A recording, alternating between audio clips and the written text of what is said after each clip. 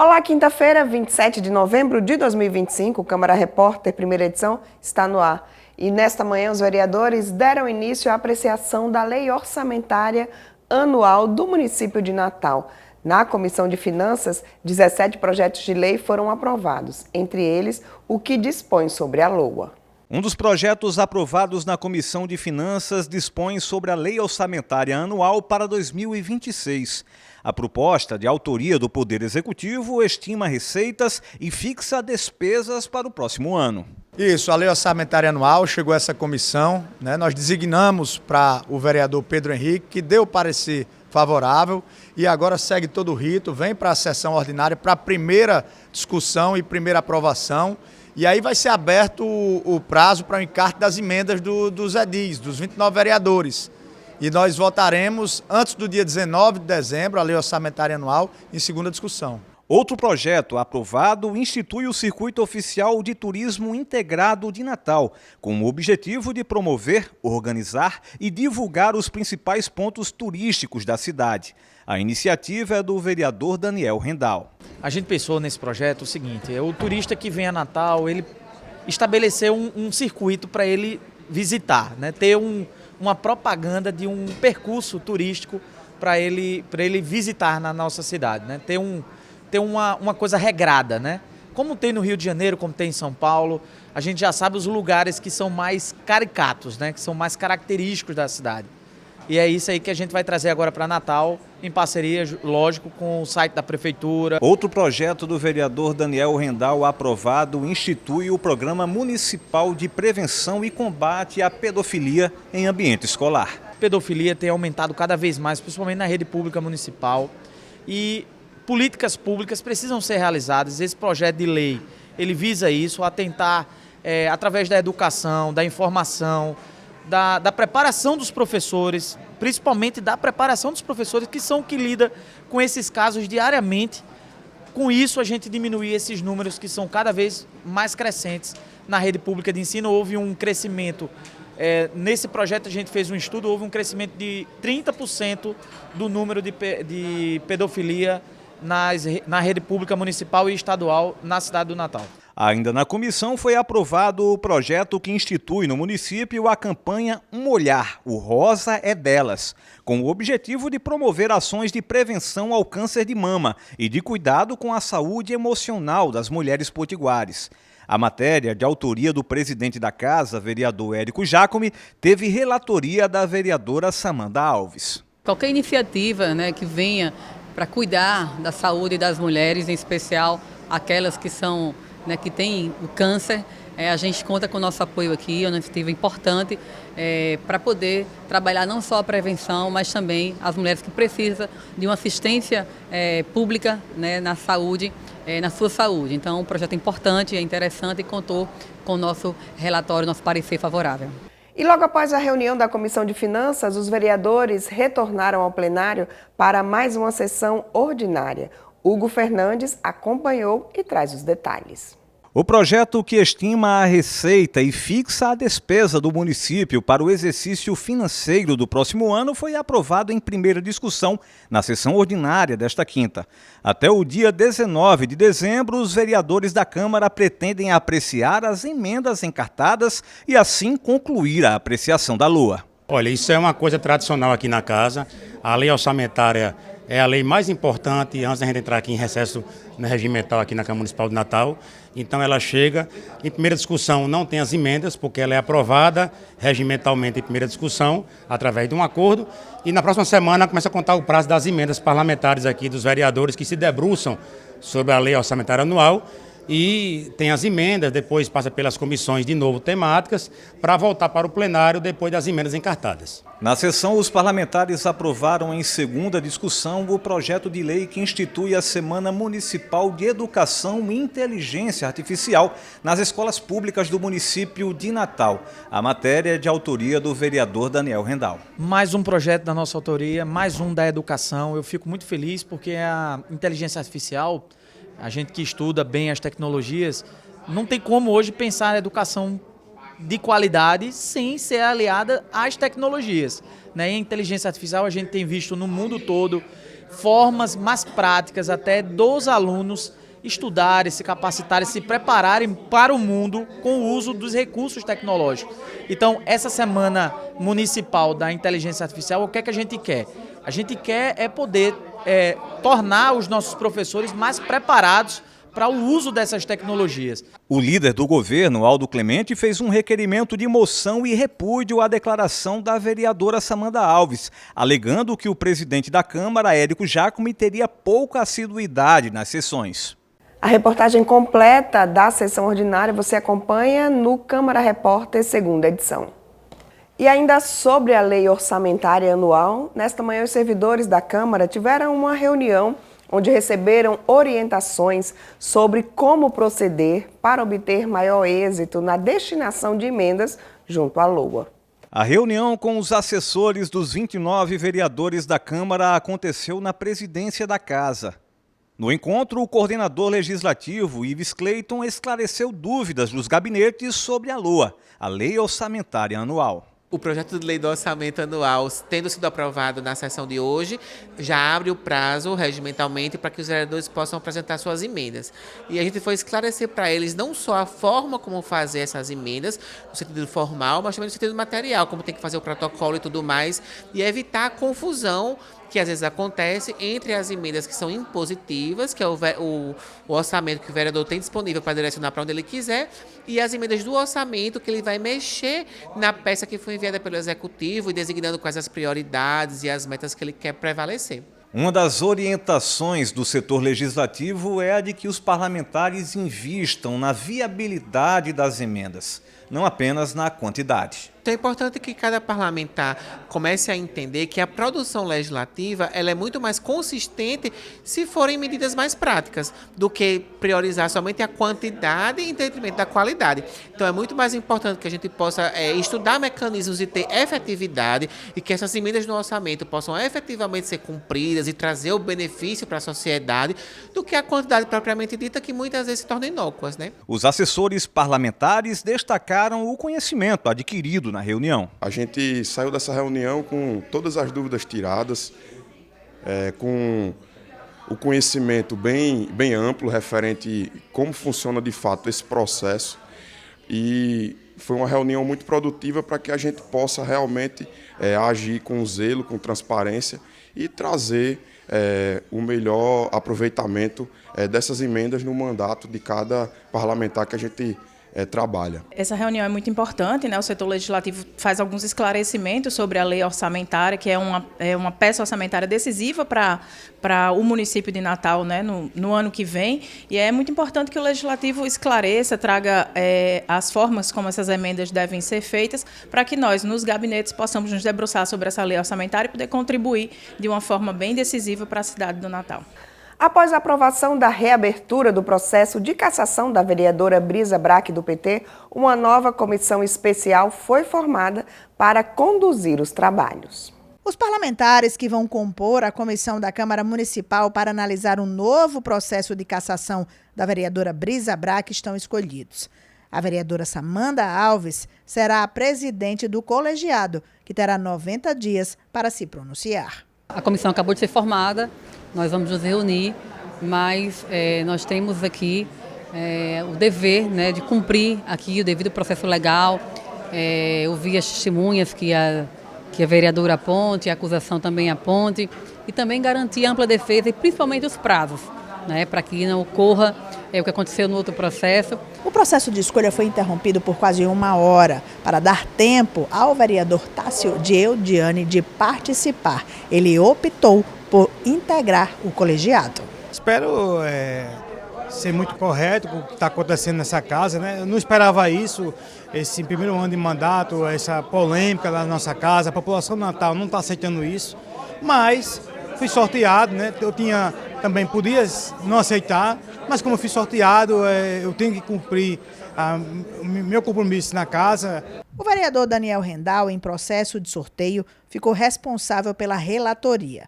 Segundo ele, todos os trâmites serão respeitados, novas oitivas serão marcadas e o prazo regular, mesmo com o recesso parlamentar, deve ser cumprido. A formalidade recomeça do zero, né? Então nós vamos trabalhar aí nos próximos 90 dias, né? Trabalhando até para que esse prazo a gente conclua os trabalhos o quanto antes, né? Para não ter os mesmos problemas que o outro processo fez. Então é isso, a gente vai trabalhar, vai dar a ampla defesa, o direito do contraditório, que a pessoa em questão, a vereadora Brisa, tem esse direito. O presidente da Casa Legislativa fez um balanço da manhã de trabalhos, que só foi concluída no meio da tarde. Ele ressaltou a seriedade da Câmara na condução dos processos. Hoje finalizamos essa sessão ordinária que teve por pauta 2 importantes processos de cassação de vereadores. No primeiro processo, que pedia a cassação do vereador Matheus Faustino, ele teve a maioria dos parlamentares e, com isso, fez o arquivamento. E o segundo processo, a vereadora Brisa não teve a maioria dos parlamentares. Vamos analisar atentamente para que a Câmara Municipal de Natal ela não tenha nenhum tipo de informalidade, mas sim muita transparência e democracia num processo tão importante que envolve a vereadora. Veja no próximo bloco, bombeiros alertam sobre cuidados para evitar afogamentos no período de férias e festas de final de ano. E ainda no quadro Fazer o Bem, vamos conhecer a Neuronutri, que oferece atendimento gratuito e multidisciplinar para pacientes com Parkinson. Não saia daí, o Câmara Repórter Primeira Edição volta já. Essa é a Melinda, 5 aninhos, estuda, adora se arrumar, cuidar dos animais e sonha em ser bailarina. Mas há algum tempo, ela foi diagnosticada com câncer dos tecidos moles. Os principais sinais: caroço em qualquer parte do corpo, secreção purulenta no ouvido e olho saltado. Procure o médico e não esquece da Melinda, porque o diagnóstico precoce faz histórias. Casa Durval Paiva, 30 anos.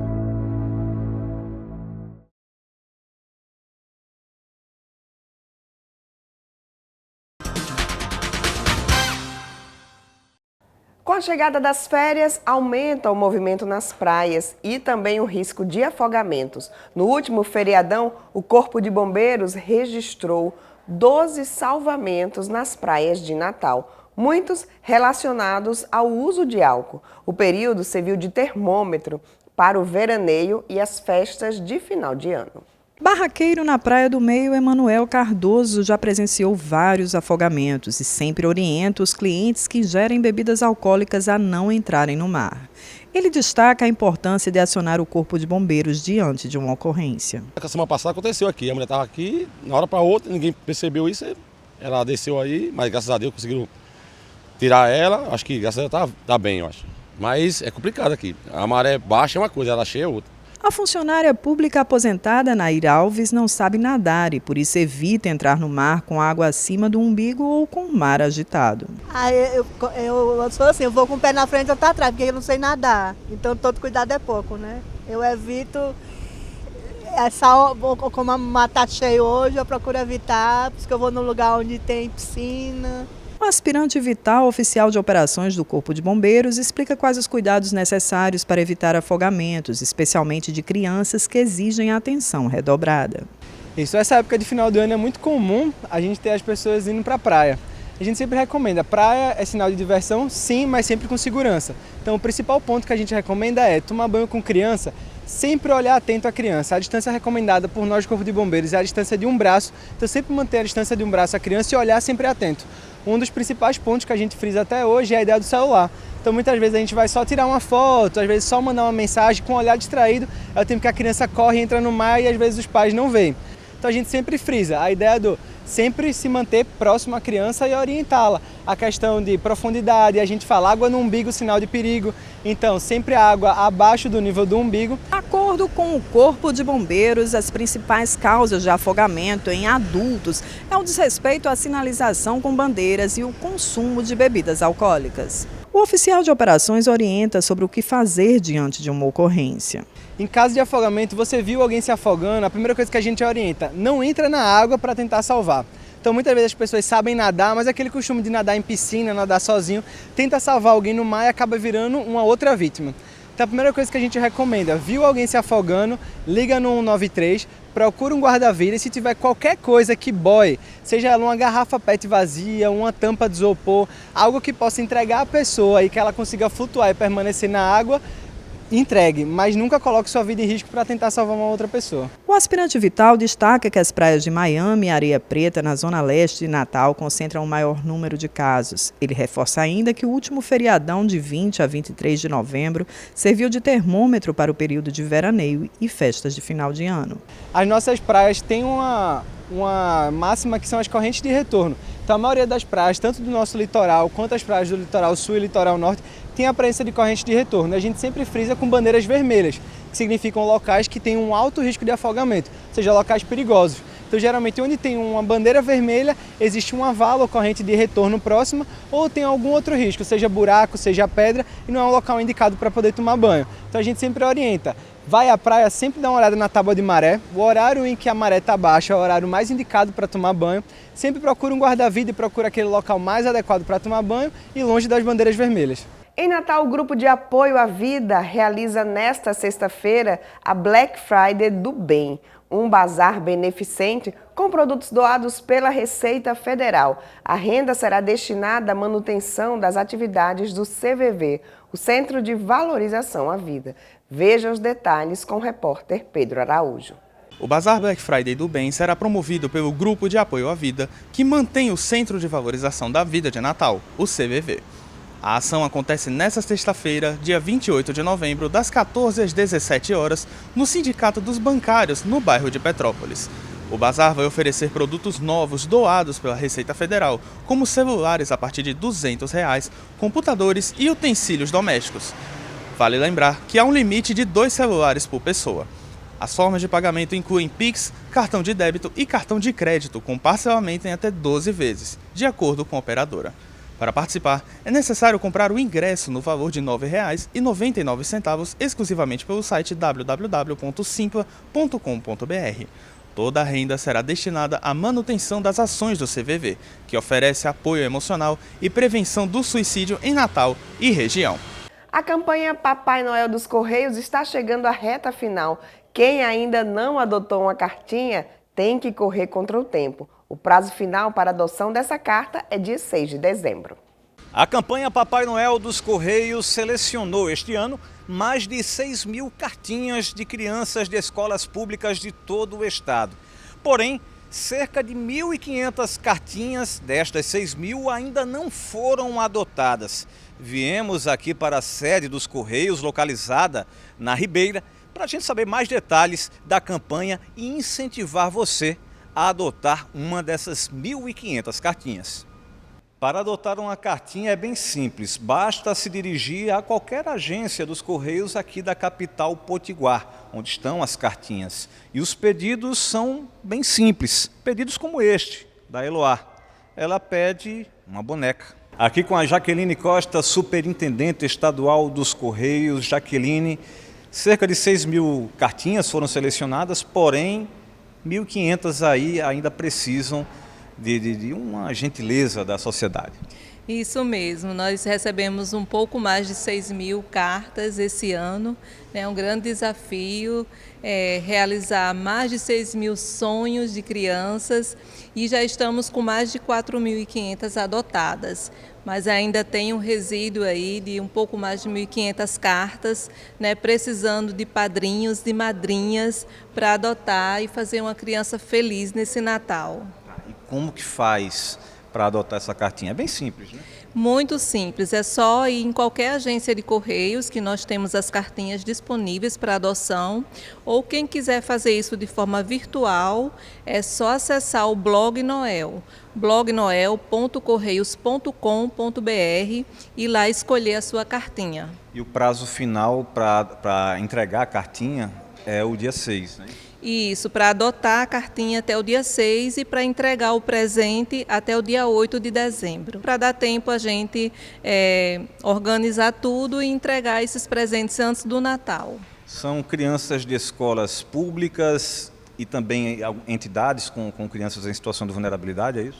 Isso mesmo, são escolas públicas, né, escolas da educação infantil, ensino fundamental do 1º ao 5º ano, e temos algumas instituições, né, alguns projetos sociais e instituições que atendem crianças em vulnerabilidade socioeconômica. E os presentes, pelo que a gente pôde observar nas cartinhas, né, Jaqueline, são simples, vão desde uma bola até uma boneca, material escolar, né, ou seja, qualquer pessoa pode colaborar com esse desejo da criançada. Com certeza, são presentes bastante simples, né? A maior parte pede material escolar, às vezes um tênis para usar na escola no próximo ano, boneca, carrinho. Então, são presentes singelos que vai fazer toda a diferença para essas crianças. E hoje é dia do nosso quadro Fazer o Bem e nós vamos conhecer o trabalho da Associação Neuronutri, que oferece atendimento gratuito e multidisciplinar a pacientes com Parkinson.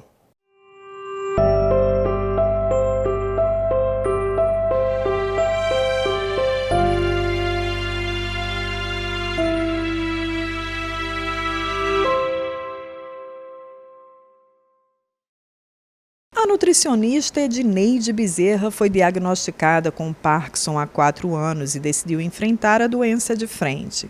Ao fazer isso, abriu caminho para que outras pessoas encontrassem esperança. Com recursos próprios e o desejo genuíno de transformar vidas, ela fundou a Neuronutri. Atualmente, a associação oferece atendimento multidisciplinar a 70 pacientes que convivem com o Parkinson, desenvolvendo a autoestima, a autonomia e o movimento. O impacto do diagnóstico tem 2 caminhos que a pessoa pode seguir. Ou a pessoa cai na depressão ou se reinventa com um propósito. E foi o meu caso. Eu tive o diagnóstico há 4 anos e vai fazer 4 anos ainda. E assim, eu de imediato não tive tempo de ficar triste nem cair na depressão. Veio na minha cabeça esse propósito e eu coloquei em prática através da criação da Associação Neuronutri. A Neuronutri, que começou como um ato de coragem, se tornou uma rede de cuidado para pacientes como Luciana Azevedo, de 55 anos, que destaca o quanto o tratamento multidisciplinar tem sido fundamental na manutenção da sua autonomia e qualidade de vida. O diagnóstico foi em 2021, né, que eu comecei a mão a tremer e fui diagnosticada. Né, e estou aqui desde o primeiro dia. E tem sido gratificante, né? Eu faço fisioterapia aqui, todos os processos, e é muito gratificante a Neuronutri. Voluntário na Neuronutri, o neuropsicólogo Donata Silva desenvolve com os pacientes atividades de estimulação cognitiva e fala do prazer de contribuir com a autonomia dos pacientes. A estimulação cognitiva ela tem como um dos principais objetivos, né, promover a autonomia do paciente que vai perdendo alguma das funções cognitivas, como atenção, memória, já que o Parkinson acaba comprometendo muito essas funções cognitivas do paciente. Ver um paciente recuperar um pouco mais essa questão da cognitiva e tudo, dá um certo prazer para quem está desenvolvendo esse trabalho, né? Ah, sim, com certeza. Nas quintas, para mim, é um dos melhores dias, porque a gente acaba tendo uma manhã intensa aqui com eles, são 2 turmas, uma de 8 às 10 e outra de 10 a meio-dia, né? Então, assim, é um público realmente bem engajado com as atividades e assim é muito satisfatório esse trabalho voluntário durante esse período, né? Eles já ficam até um pouco preocupados quando a gente fala que vai ter recesso. Cerca de 90% dos custos de manutenção da Neuronutri são mantidos com recursos próprios de Edineide e do marido. Porém, para que o trabalho possa ser ampliado, é possível ajudar através da nota potiguar ou de doações por Pix. E esses pacientes têm um tratamento interdisciplinar aqui. O que seria isso? Eles têm fisioterapeuta, fonoaudiólogo, tem psicólogo, nutricionista, temos neuropsicólogo, temos atividades em oficinas com neuropsicopedagoga, temos professor de dança, músicos que fazem a parte de cantoria com eles, musicalidade, e temos um maestro que ensaia um coral, onde nós apresentamos esse coral. A finalidade do coral é apresentar nas nossas confraternizações. Então, assim, aqui é uma casa de muita alegria, onde as pessoas se encontram, todos temos um pacto de viver bem. O que nos falta no paciente com Parkinson é dopamina, que está diminuída. Então, nós corremos atrás dessa dopamina, não só através do medicamento, que eu considero que seja 50%, os outros 50% é atividade física que nós fazemos aqui, alegria, positivismo e uma boa alimentação. Então, são 5 fatores que resolvem a vida do paciente com Parkinson e fazem com que ele tenha qualidade de vida.